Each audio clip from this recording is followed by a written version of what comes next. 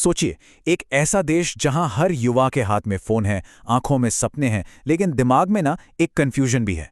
ऐसे में एजुकेशन सिर्फ एक डिग्री नहीं रह जाती, वो बन जाती है एक पावर, एक ताकत। तो सवाल यही उठता है कि ये जो यूजीसी एक्ट है, वो इस ताकत को प्रोटेक्ट करता है या फिर कंट्रोल?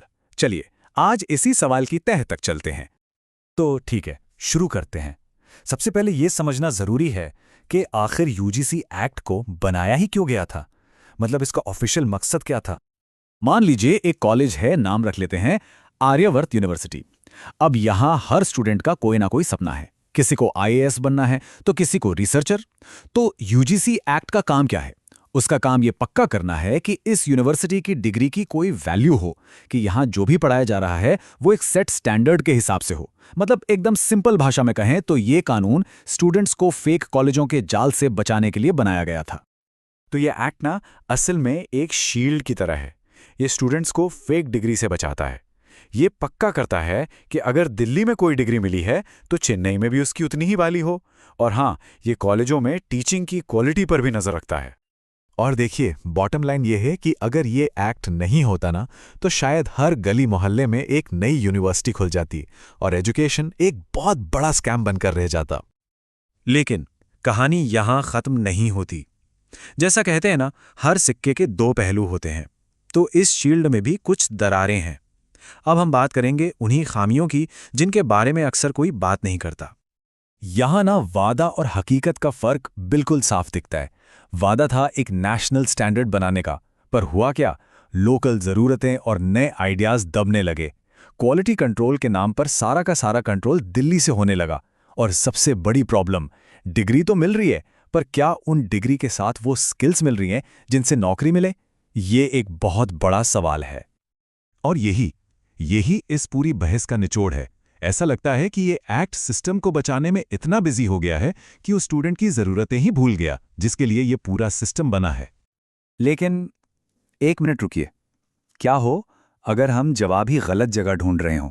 क्या हो अगर असली प्रॉब्लम ये एक्ट है ही नहीं, बल्कि हमारे कैंपस का माहौल है? अब हम इस चर्चा के सबसे जरूरी मोड़ पर आ गए हैं। तो फिर असली प्रॉब्लम क्या है? अगर यूजीसी एक्ट ही पूरी तरह से जिम्मेदार नहीं है, तो फिर कौन है? असली प्रॉब्लम छिपी है कॉलेज की कैंटीन में होने वाली बातों में, जहां डिबेट एजुकेशन पर नहीं बल्कि आइडेंटिटी पर हो रही है। बातचीत किताबों से हटकर अब इस पर आ गई है कि किसका धर्म क्या है, कौन कहां से आया है। और धीरे धीरे स्टूडेंट्स एक दूसरे को कॉम्पिटिटर नहीं, दुश्मन समझने लगते हैं। नॉलेज की लड़ाई आइडेंटिटी की लड़ाई बन जाती है। और सोशल मीडिया वो तो इस आग में घी डालने का काम कर रहा है। फेक हिस्ट्री, आधे अधूरे सच वाली रील्स और भड़काऊ भाषण, इनके जरिए यूथ को और भी ज्यादा बांटा जा रहा है। और इस सारे शोर शराबे में एजुकेशन कहीं पीछे छूट जाती है। अब जो बात सामने आने वाली है वो इस पूरी बातचीत का सबसे जरूरी मैसेज है। ये एक वार्निंग है। इस बात को बहुत ध्यान से समझिए। जिस दिन यूथ ने जाति और धर्म के नाम पर एक दूसरे से लड़ना शुरू कर दिया, उस दिन सिस्टम जीत जाएगा और यूथ हार जाएगा। तो मतलब सबसे जरूरी बात यह है कि यूजीसी एक्ट हो या कोई भी और कानून, वो तब तक बेकार है जब तक यूथ का ध्यान नॉलेज से ज्यादा अपनी आइडेंटिटी पर रहेगा।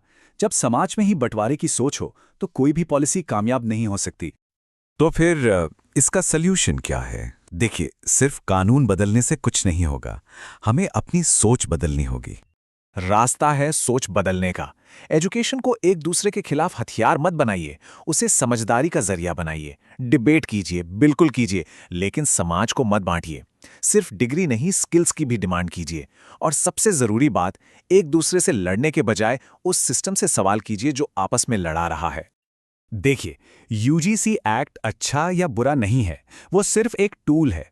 लेकिन अगर यूथ जाति और धर्म के नाम पर एक दूसरे से ही लड़ने लगेगा तो कोई भी कानून, कोई भी पॉलिसी इस देश को आगे नहीं ले जा सकती। एक बात हमेशा याद रखिए, धर्म इंसान को इंसान बनना सिखाता है और एजुकेशन उसे आजादी देती है, सोचने की आजादी।